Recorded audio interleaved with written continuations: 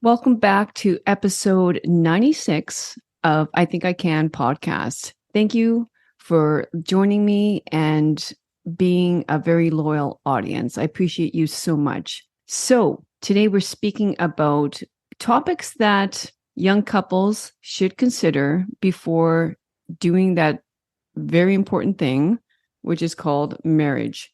I decided to create a program specifically for this because, hey, if we can do some preventative damage, let's do that. I'm all about preventative medicine. I'm all about staying healthy in your body, in your mind, so that we live a long, healthy, prosperous life.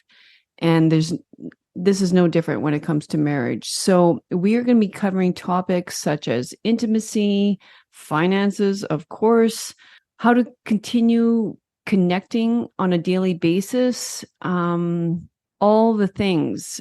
And there's going to be at least 10 topics that I'm speaking about. It's going to take place over the course of a number of days, and then it's going to begin sometime mid-October. So if you're somebody who's thinking about marriage, if you have a fiance, if you know of anyone who is about to tie the knot, then have them listen to this episode and follow my social media, because that's all I'm talking about in the month of October is relationships and the topics that need to be discussed before making this incredibly important decision. Could be argued one of the most important decisions of your entire life. So enjoy.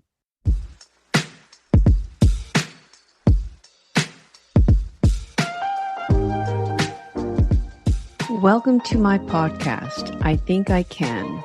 My intention for the podcast is for individuals to begin a transformational journey towards self-awareness and self-actualization. And I do this by telling my own story, as well as all the stories from my past clients. And I do this so that you too can feel safe knowing that change is available to you, but also so you can take more responsibility for your life in 3 specific ways: in your health, your self, and your wealth. Now sit back and enjoy the show.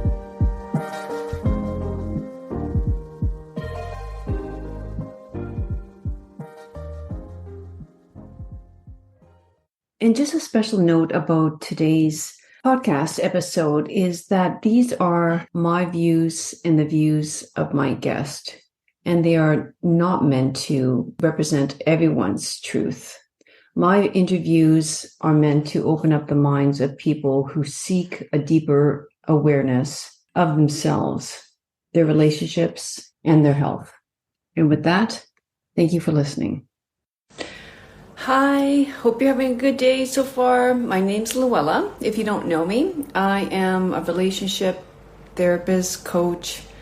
Call me whatever you want. I've been doing it for a long time, and I've also been in a committed marriage for almost 26 years now. We were married on December 27th, my husband and I, and it was a beautiful wedding. I love the idea of getting married in the fall and in the winter. I don't know, it just seems like things sort of like settle down. You can relax and concentrate a little bit on your relationships. Maybe it's, more of that cozy fireside chat sort of thing going on. I don't know what it is, but I wanted to create some courses or offers, whatever you want to call it, all about relationships. And I'm doing it a lot in the fall, October, November. We're going to concentrate on that. And today I am here to especially tell you about the newest one out. It's called Before You Tie the Knot. So this little course offer is exclusively for people who haven't yet decided to tie the knot. They're very serious, and maybe they even have a wedding planned. Maybe it's 2 years from now, maybe it's next month, but it's never too late to do this, and it's 100% needed. And I don't know how better you could spend your time, if you're thinking about getting married, than to do this. Because, when I think back about my own, back in the day, it was called marriage preparation course, and it was a weekend away, and I'm Roman Catholic, so it was sort of, I think it was in a kind of a convent. I don't even remember. All I know is that it was a Saturday and a Sunday. We had to pack our bags, and I can't believe I'll have to ask my husband if he remembers this, but it was, we stayed overnight, Saturday night. I remember not loving it at all. It seemed to me very awkward, but I think we were sort of in a class all day, and then we spent a lot of time answering questions, but obviously we were separated at night. Roman Catholic, you definitely wouldn't be sleeping together prior to marriage. But anyway, it was a lot of that.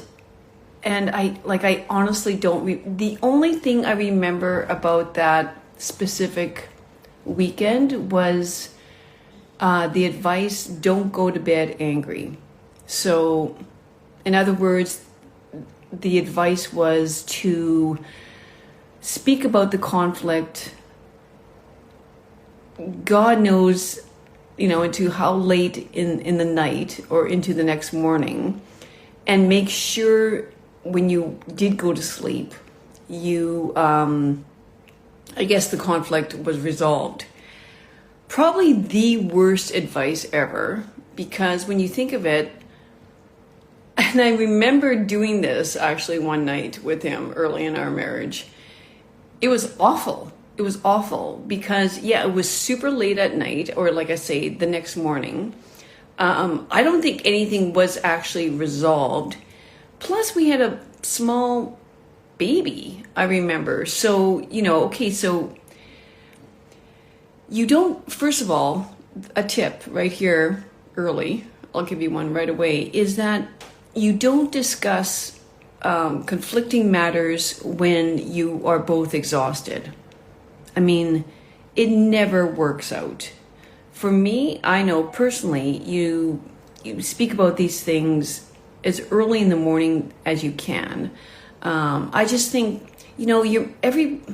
people are just much more chill in the morning, right? You don't get triggered in the morning as much as you do in the evening when you're tired. It just tired, maybe hungry, maybe whatever. It just makes sense. So never approach a conflict in the evening. That's tip number one. But it's just, it makes no sense. It makes no sense at all because, you got to get up for work the next morning. And anyway, but okay, so why, when I sat down and I started thinking, what am I going to talk about? And what is this offer going to be all about in terms of creating this little mini course or offer?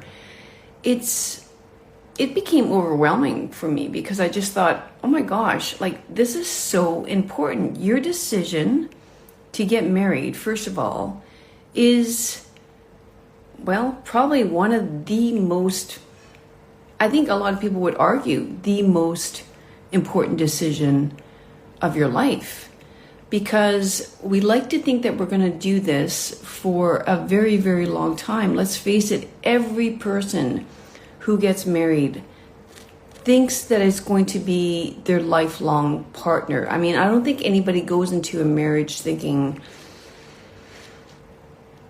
maybe 2 or 3 years, give or take, and then I'll move on.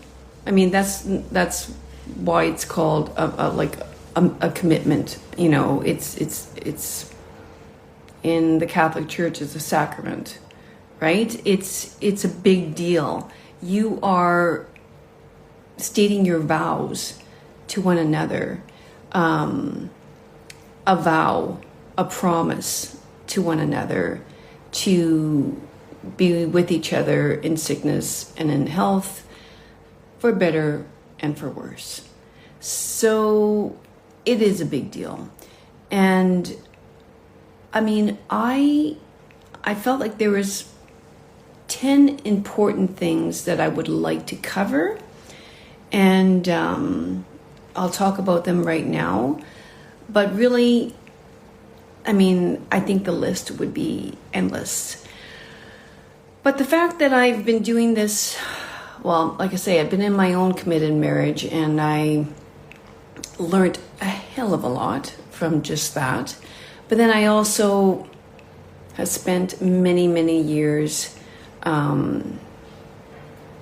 helping couples deal with their conflicts, deal with their issues that they feel are so personal, but they're not, because I'm telling you, there's so many common problems that couples have. I mean, nothing's really new. When someone comes to me, it's like it's the same old. Everything from balancing like who does what in the relationship to the way the dishwasher's stacked. I mean, it's crazy. So let's talk about the first thing that I think a lot of people don't think about, but is really important, is why are you two together in the first place? I mean, you should be having a conversation about this and reminding yourself of it quite often as well, in terms of like a real reset. And even like, especially in times of conflict, sometimes that's just a way of just calming things down. Just like I love to use humor in terms of damping down conflict, I love to remind couples, why are you together in the first place? And to be honest, it's often the way I start off speaking with a new couple. It's like, can we just, first of all, before we say anything, remind each other why we're together? Why did you fall in love with this person? What is it about this person that's sitting across from you right now that you absolutely adore? And it's really good to remind couples of this, because it's like you pause, you take a deep breath, and you're like, yeah, because I think so often it's so easy to start magnifying all their weaknesses, all their not so great personality traits. And let's face it, we all have it. Even though you could be feeling like, oh, you're someone who does so much inner work, and that's fantastic if you are, but there is always more work, because like I say, I mean, even though that I feel like we're all as humans, a work of art, we are also a work in progress constantly. So, yeah, that's one of the first things, just ask yourselves, why are we together anyway? Why are you my one and only? And maybe that's a really good reflection in the beginning, because you might go, I don't know. I mean, there are some awkward pauses in some of my sessions where, one of the partners is kind of going, actually, I don't even know. Why are we together? Okay, the session's done pretty quickly. And we're off. So, but yeah, ask yourself that. And then that's just like a simple question, but we get into more heavier stuff as we go through this course. So for example, we all hear that, first of all, ourselves individually, we have our own standards, we have our own values, and we have our own non-negotiables. I actually created a little PDF questionnaire that I like to give my couples, whether they're really new in a relationship or whether they've been in a relationship for a long time. In fact, I feel it's better if they've been in the relationship for a long time, because they often forget, like, why did we get together? Like, what are my values? What are my standards as a person? For example, like, it could be, I have a certain value around honesty. Not everybody has the same value around honesty. It's sort of like, I'm okay with, little white lies here and there, but other people are like, no. And like, some people know that they're just not honest.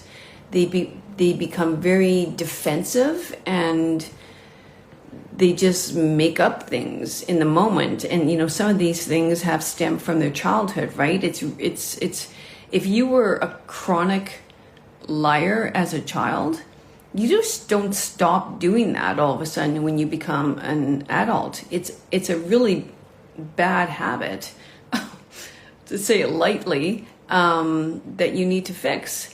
So, like, not everybody's standards and values are equal.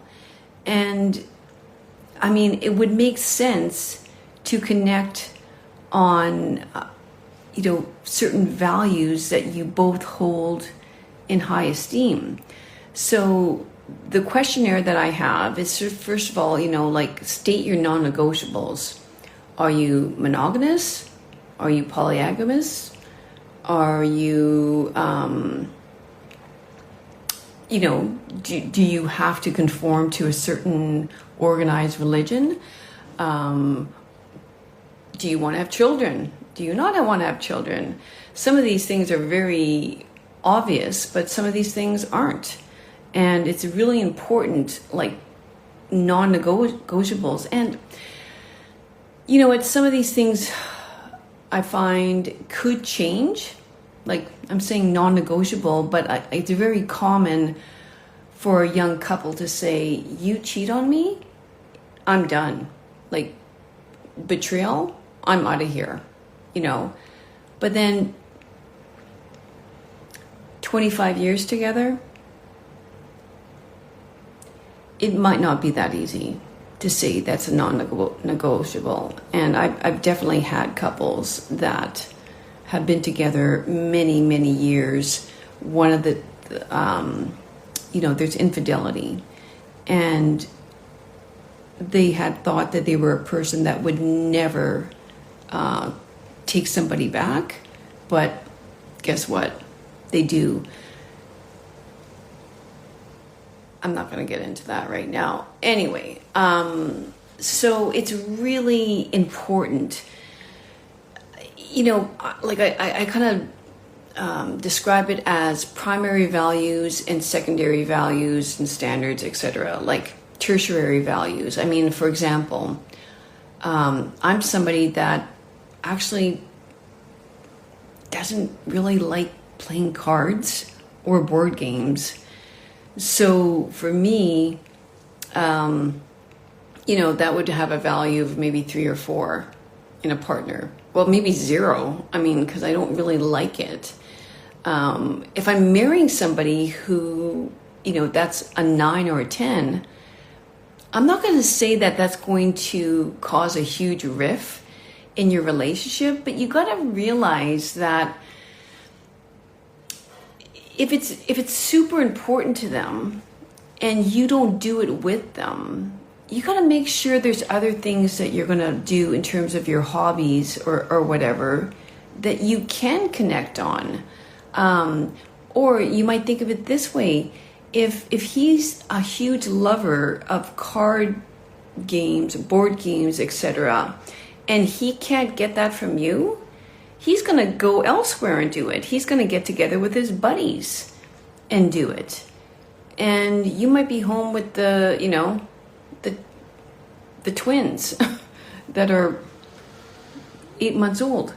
A lot, like these things, or like, so they come off as maybe, oh, that's not a big deal for me. But then when it plays out in real life, it might become a big deal. So we got to think about that. Like, these things need all to be discussed. And that's what we're going to do as well. I'm going to force you to do these things. This is sort of like my Roman Catholic, like, weekend thing. But I'm doing it in a much better way, I like to think. Okay, so, and what's normal? Okay, great. I just have a leaf blower starting off beside me right here. Anyway, hopefully you don't hear that too much. What is normal in terms of conversations that you're going to be having? Example, is having lots of conflict in your relationship normal? Are you going to be having like arguments every second day? If you're asking me right now, I'm not going to say it's normal, it's not normal. It's just sort of like, how quickly can you bounce back from that? Like, conflict is 100% normal. But if it's going to knock you, down at the knees for days after having an argument, then, we got to look at that. How much conversations do you have for connection? Is it once a day? Is it once a week? Is it once every 6 months when you go on a trip? Like, what's normal? What's normal in your relationship right now? How many conversations are, surround curiosity? Like, you're just curious, like, you're intrigued by your partner. Like, you're able to keep up that level of curiosity about your partner. For example, what is his favorite color? What's his playlist, right now? Who is his best friend? Like, how often, like, do you have these types of conversations? It's important. And obviously, like, this is kind of common, but it's important to talk about as well. Balance. What is balance in a relationship? I have my own views on this that I will get into, but yeah, it's important to talk about balance. And how can I describe it? Like, balance. Yeah, I'm just going to leave it at that. What does balance actually mean to you? What does balance mean to you? And then,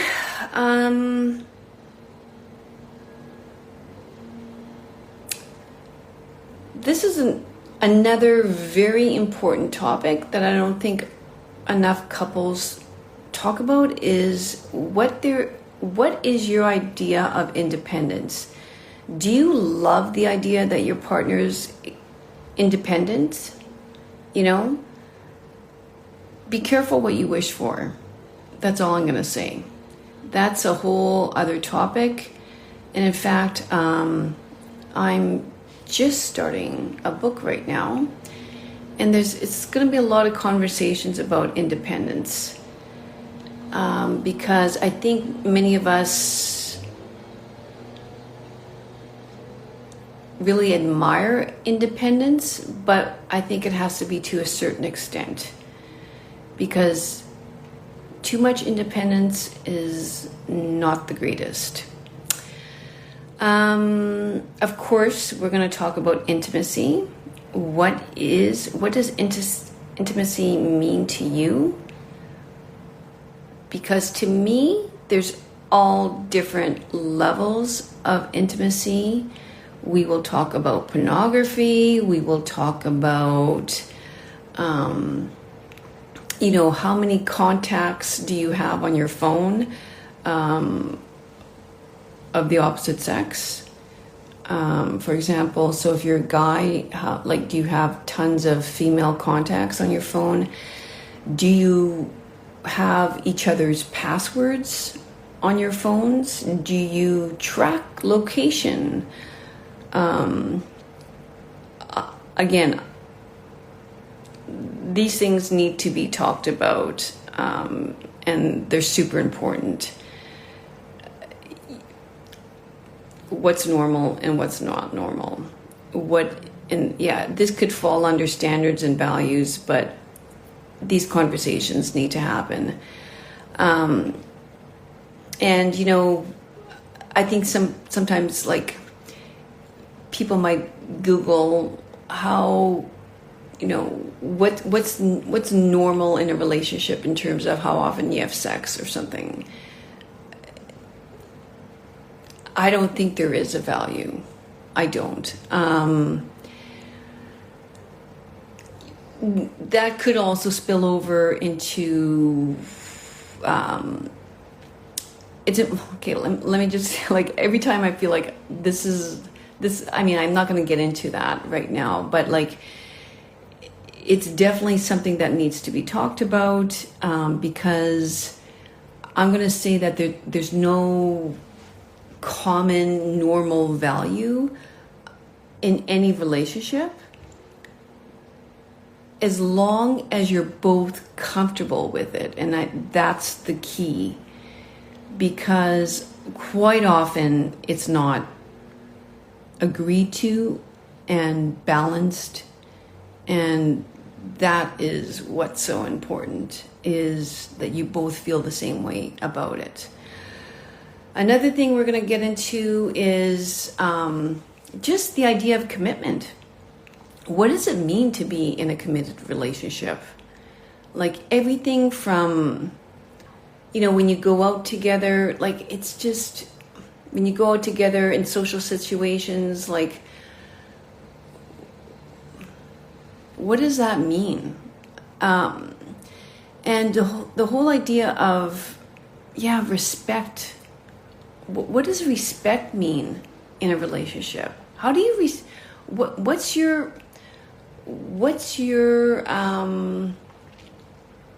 how do you communicate respect to each other in a relationship? Daily respect. How do you communicate that? And in social settings, what does it mean to be respectful?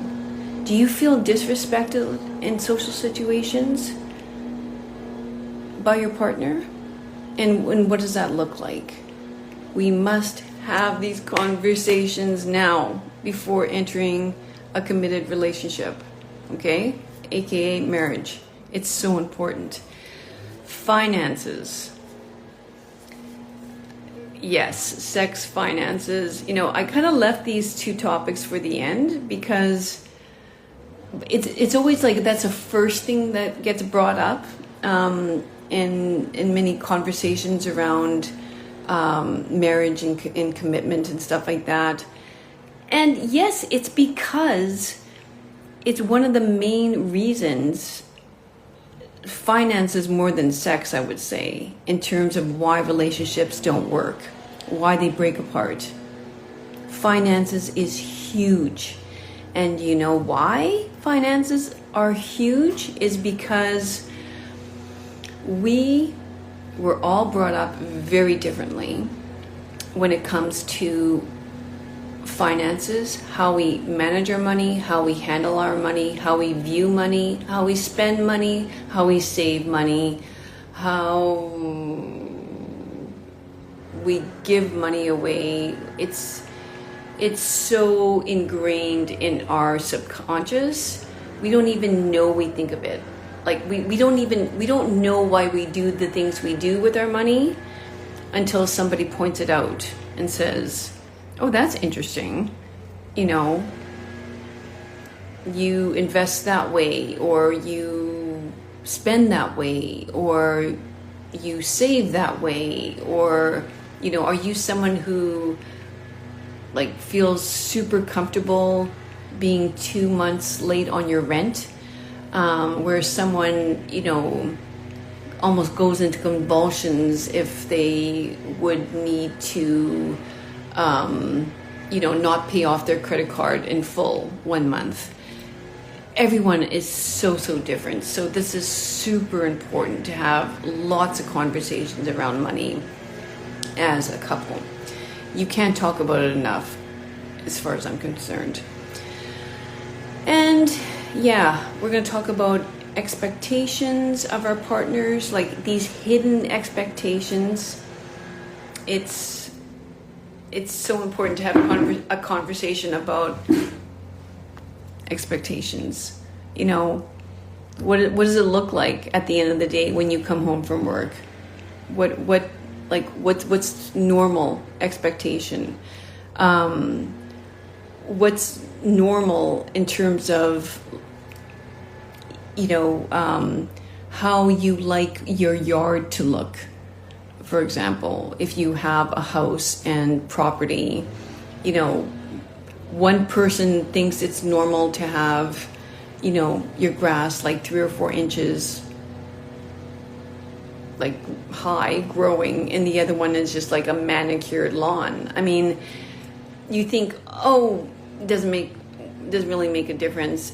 It does when your partner comes home at the end of the day and you want to pass on the children to him and, you know, get some help in the kitchen or whatever, or with the kids' homework, and all he can think about is getting out and cutting the lawn and manicuring, you know, whatever, the garden bed. Like, I mean, it's important to know each other's expectations and passions, and, you know, what's meaningful to them and what's not meaningful to you. So this is what this course is all about, and it's going to start in the 3rd week of October. The exact date is not picked out yet, and it's a group program, and you will be able to have any questions that you might have towards this program answered. You know, and I'm not going to even say how long it is. It could be that we cover all these topics in 2 hours, and it's done, and we move ahead, you know. But it's I'm going to make sure everything's covered that needs to be covered. I'm going to make sure all your questions are answered in the group, because I'm passionate about, you know, helping young couples, because these are the conversations that need to happen that aren't happening quite often, probably because we're pulled in so many different directions. And another reason is I don't think we think it's important enough. And it, like I said, it is so important. Or, well, this is another good one. Most people think that they're going to change their partner. It's like everybody thinks, you know, well, I'm the wise soul that, you know, just knows everything so perfectly, and I will influence my partners so much that they're going to eventually see my way as being the right way and transform into the perfect version, you know, of what I think they should be. It's crazy how many of us think that way. We all think we know the best way. We all feel we are doing it the right way, and our partner's delusional and somewhat senile. And the more I nag, or the more I explain to my partner why their way is wrong and my way is right, that someday, you know, the 25th time telling him or her, they're going to all of a sudden miraculously realize that, oh my gosh, you are brilliant. Thank you for bestowing your wisdom on me, and I will start doing it your way immediately. Thank you so, so much. I love you. It doesn't happen that way. It doesn't. I'm sorry. It doesn't. You will never change your partner, ever. So you must know what to expect of your partner. And if it's not ideal to you, you're going to have to learn to suck it up and make do with it and compromise. Because unless your partner wants to change, they are not going to change. We will also talk about